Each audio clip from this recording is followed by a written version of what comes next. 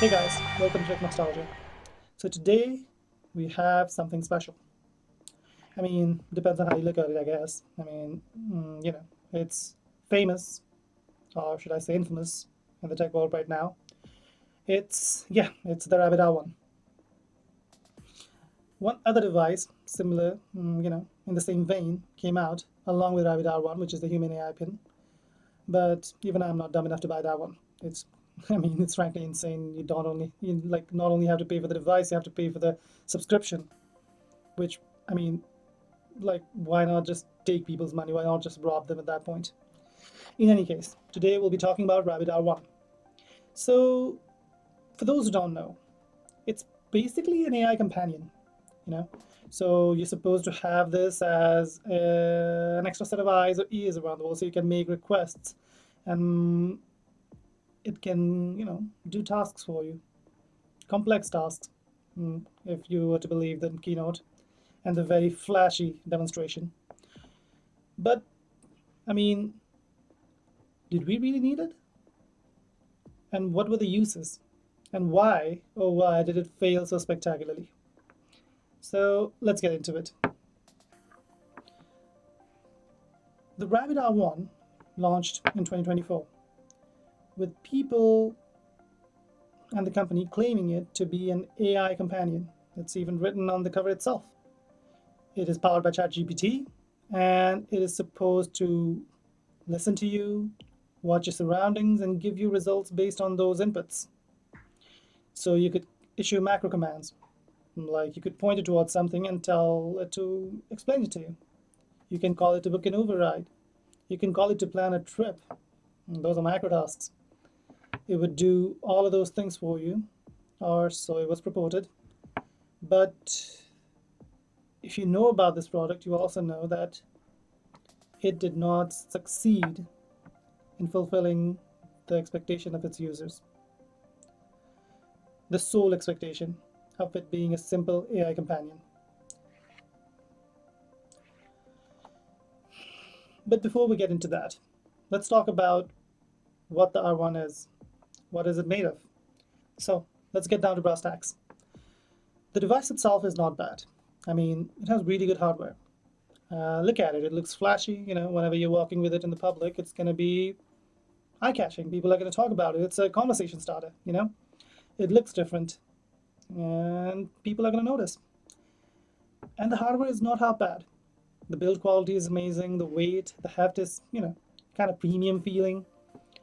The display is kind of disappointing, I guess. 2.886 inches, and it's an LCD panel, not even an OLED. And even as an LCD, it's not even an IPS. It's a TFT panel, so expect really bad viewing angles and bad color stabilization.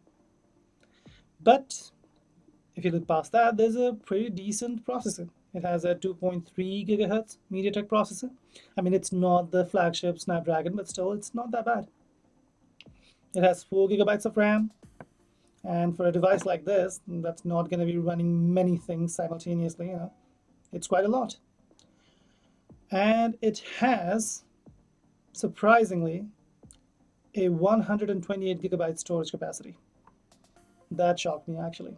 It does not even take photos or videos. It's not capturing anything and storing it, so why does it need so much storage?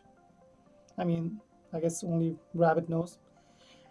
Its camera has a swivel feature, so it's basically the same camera which rotates to be the back and front camera. I think it's based on the request, though. I don't exactly know how it works, but I think depending on what you tell it, it will either turn to the front or the back using the inbuilt servo motor. And it has another distinguishing feature, which is the scroll dial. I don't know what they call it. I call it a dial, I guess. So the dial itself is just traversing the interface. So you must be thinking, it must be a touchscreen, so why are we using the dial? Because in the stock Rabbit OS, the touchscreen does not work. You cannot interact with the screen itself using touch, except for like one tiny feature, but that's irrelevant. So the way you interact with the system is through scrolls, which feels like a waste. You put a touchscreen in there, but you don't let people touch it. I don't mean it in an inappropriate way, but if you put a touchscreen, people are going to expect it to have some kind of touch interface, but it doesn't. And I think one last thing I can tell about it that's in its favor is the price. It's, it's one-time pay. That's better than, Humane AI, I guess. And it costs 200 USD or 299 Canadian. Seems like a lot, but, I'm getting a decent package with it, so it's not that bad. But that's where the good news ends. The Rabbit OS itself is not an actual OS. This is just an Android app.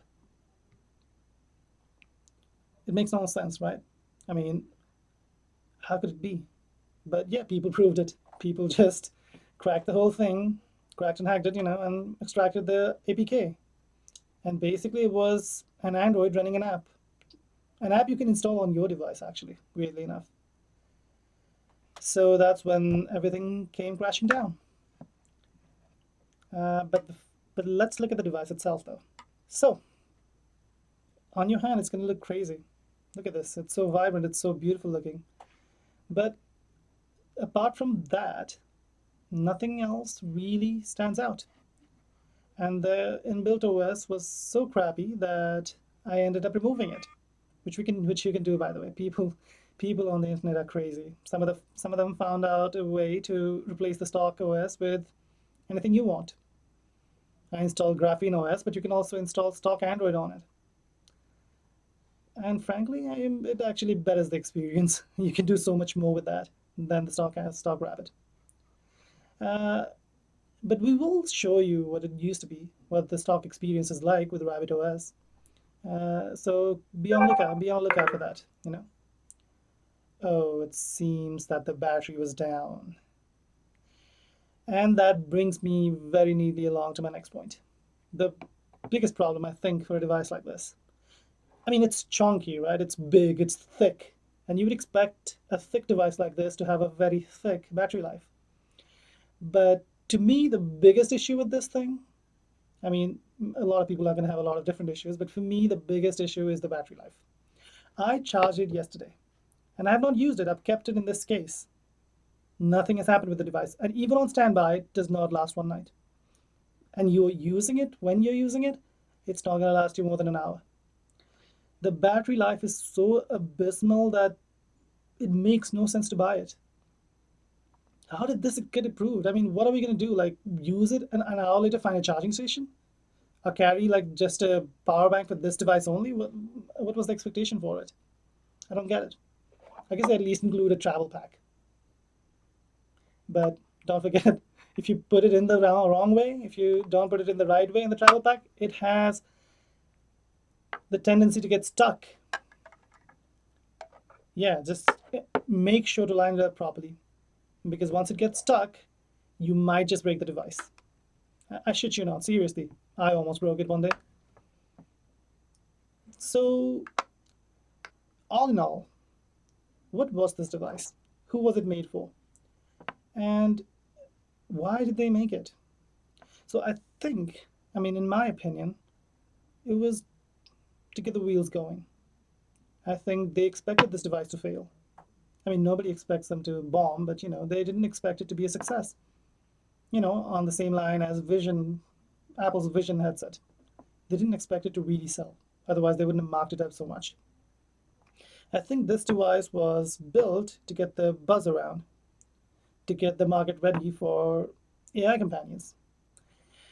And from how swiftly we rejected the 2 AI companions that came out, I don't think the market is ready, but I think new and better devices are coming. And I'm hoping for success. I'm hoping for better devices. And if there's one advice I can give you from this video, it's that don't buy this one. Seriously, it's a waste. Just get the next one. Or maybe even a few generations later. Maybe skip out on a few. Let the enthusiasts and the collectors get these, Let them allow the market to stay put. For the casuals, for the regular public, don't waste your money. Because truly, it's just a waste. You can literally do nothing.